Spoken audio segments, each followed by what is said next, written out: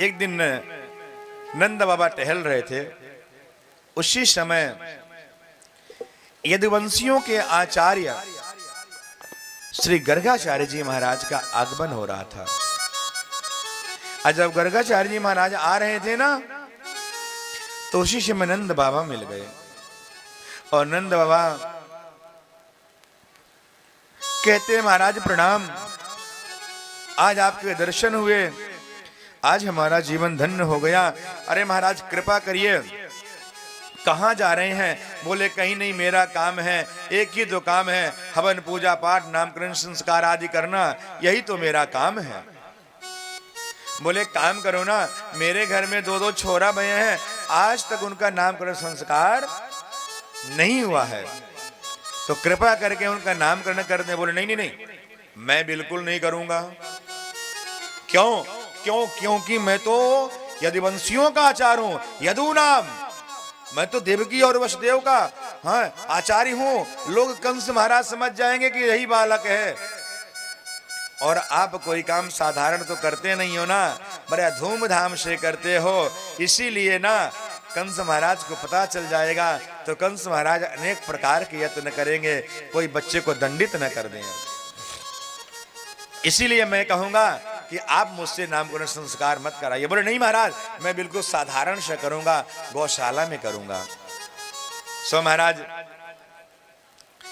नंद बाबा ने आदेश किया, गौशाला में जाकर के गौशाला में सुंदर लेपन हुआ और 2 चौकी लगी, एक माता रोहिणी की और एक मां यशोदा की, एक नंद बाबा की, एक गर्गाचार्य की, और 2 चौकियां अलग से लग गई महाराज माताओं की। मेरे प्यारे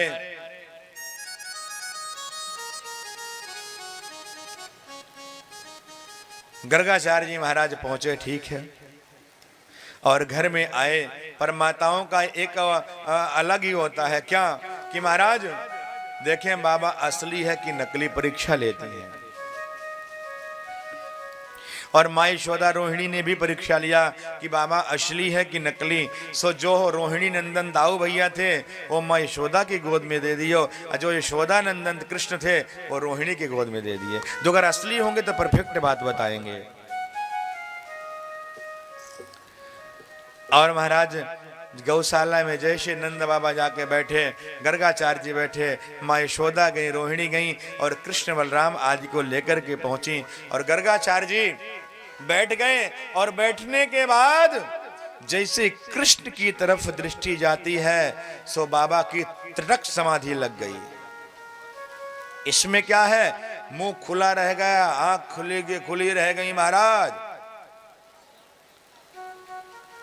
मैया ने चुटकी बजाई, बाबा बाबा बाबा, लेकिन बाबा तो ध्यान में चले गए, समाधिस्थ हो गए, भगवान के स्वरूप को देख करके, भगवान के सौंदर्य को देख करके।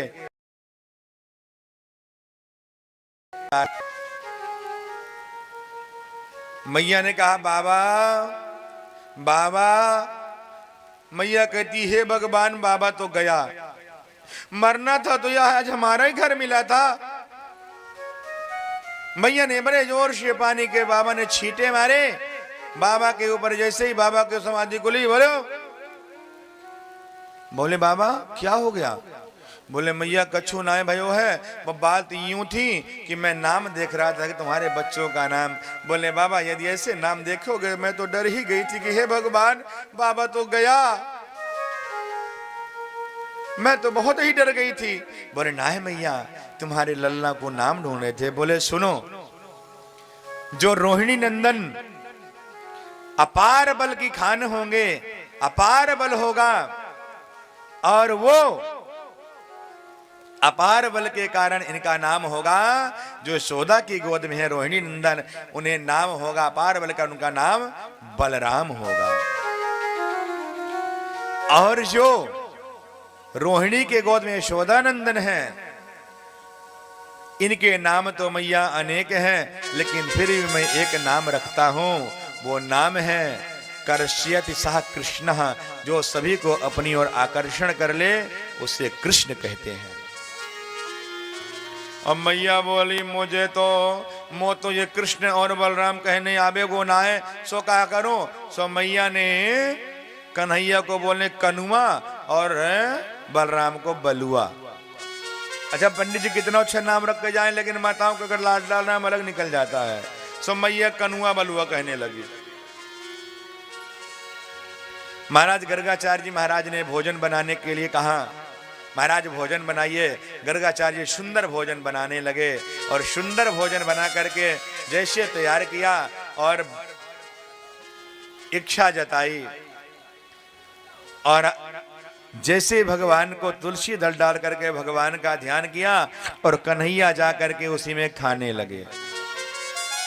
और जैसे ही खाने लगे गर्गाचार्य क्या हुआ? अरे दूर दूर दूर। मैया ने देखा बाबा क्या हुआ? अरे देख तेरे लल्ला ने जूठा कर दिया।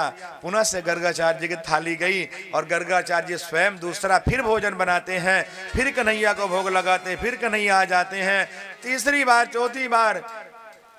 और जब चौथी बार हुआ तो भगवान कहते हैं कि धन्य है, बार बार मुझे बुलाते हैं और मैं जाता हूं, फिर दूसरा बनाते हैं, फिर भोग ही क्यों लगाते हो?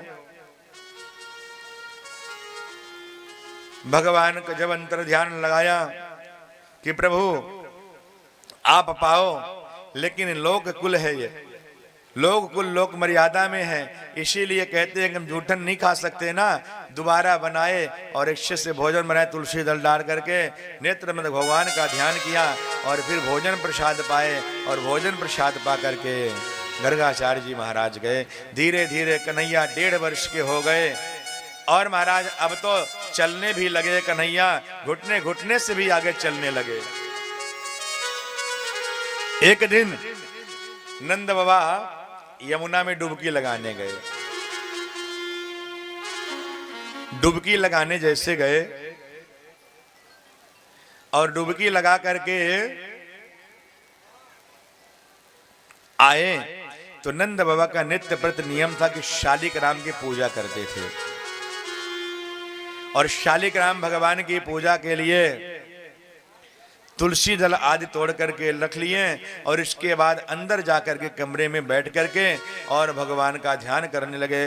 भगवान को रोज स्नान कराते हैं, दूध से स्नान कराते हैं, दही से स्नान कराते हैं, शक्कर से स्नान कराते हैं, मधु से कराते हैं। और छोटे से शालिग्राम थे।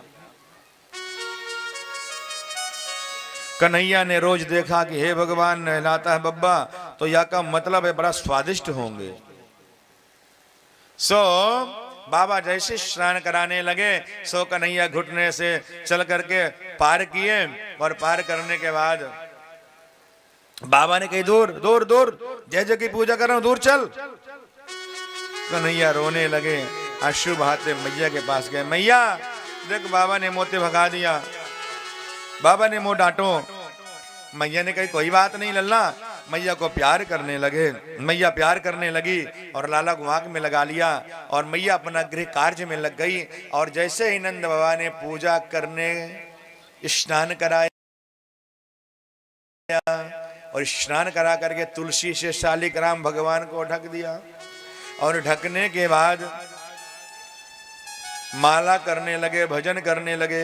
माला करते वक्त इधर उधर की बात नहीं देखनी चाहिए। जब आप माला करो तो भगवान में ही लग जाओ। ये नहीं कि माला करते बहू जल्दी चाय बना दे, मैं माला से उठने वाली हूं, बहू देख दूध जल जाएगा। फिर माला काहे कर रही? पहले दूध ही देख ले, फिर माला काहे कर रही? अच्छा आजकल लोग बड़े मंदिर जाएंगे, कहेंगे महाराज, और चप्पल पहन के जाएंगे, कोई महंगी चप्पल पहन के जाए तो क्या कहेगा? मंदिर में दर्शन करने जाएगा चप्पल को जरूर देखेगा कि कोई चुरा तो नहीं।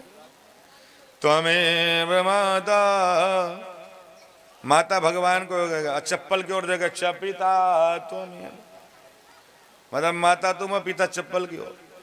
उसको चिंता कहीं चप्पल न उठा ले जाए। कुछ कुछ लोग एक चप्पल यहां रख देंगे, दूसरी वहां रख देंगे कि चुराएगा कैसे।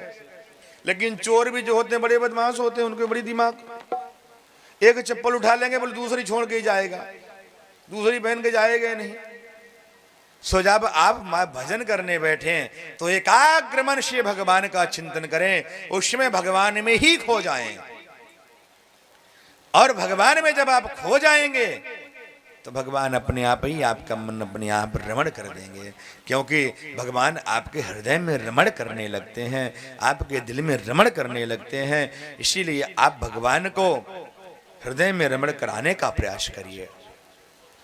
मेरे प्यारे, बाबा ने जैसे ही माला ली और माला लेकर के भगवान का ध्यान करके जाप करने लगे, कन्हैया ने जा करके शालिग्राम को मुख में रख लिया। अब नेक साल 1.5 साल को बालक कितना बड़ा है, अब मुख फूल आया। अब जैसे मुख फूल आया सो बाबा की माला जब पूरी हुई, कन्हैया तू आ गया। तो कन्हैया बोल कैसे पाए जब शालिग्राम मुख में रखे हैं तो बोल नहीं पा रहे। बाबा ने कही हमारे भगवान को तेने मुख में रख लियो। महाराज बाबा ने जैसे मारा सो शालिग्राम बाहर आ गए।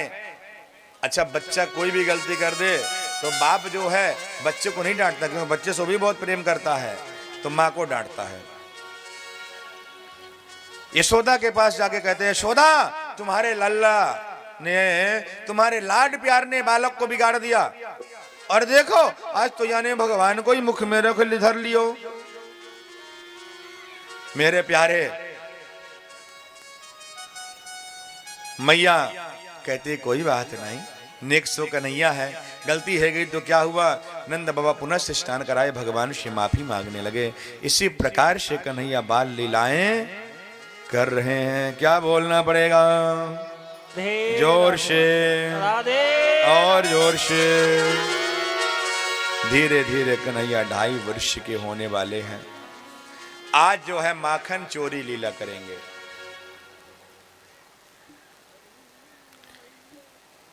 माखन चोरी,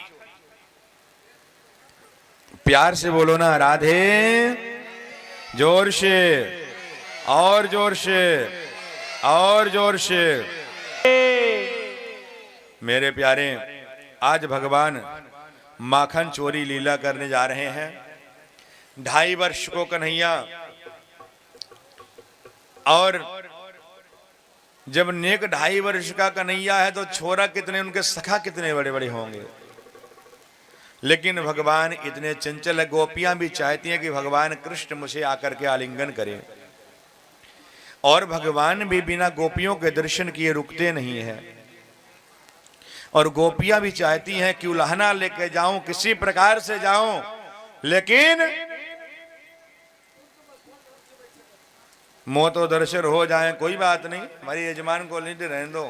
कहते हैं ना, जैसे भी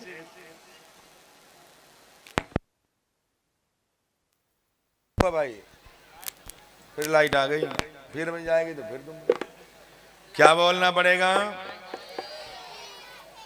अच्छा, तांबूल पोंगे फलम, नहीं बढ़िया है। जे जे न खादंति तमाल पुत्रम ते ते न गच्छति कदापि स्वर्गम। स्वर्ग जाना है तो खूब खाओ, स्वर्ग में नहीं मिलेगा। स्वर्ग में मिलने वाला कहाँ है? मिलेगा कुछ कुछ कहने में, खैनी जेब में लटका के जाऊंगा, चिंता मत कर महाराज, कोई बात नहीं।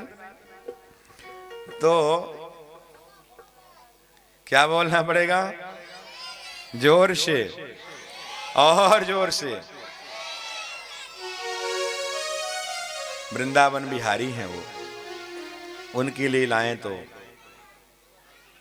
भजन ले लो, कोई भी ले लो। भगवान बड़े नटखट हैं, और इतने नटखट हैं, मैया उनको बड़े भाव से कन्हैया को कहती है, समझाती है, लाला तू चोरी न कर, जो चोरी करेगो तो ब्याह कौन करेगो? है भाई, चोर करने के सुख का तो ब्याह होता नहीं, चोर का कौन करेगा?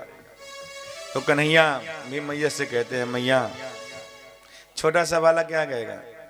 अब भाई बच्चे को जो जिद आ जाए वही करेगा, बच्चे को जो जिद आ गया ब्याह करना तो ब्याह करो, ब्याह जाने क्या।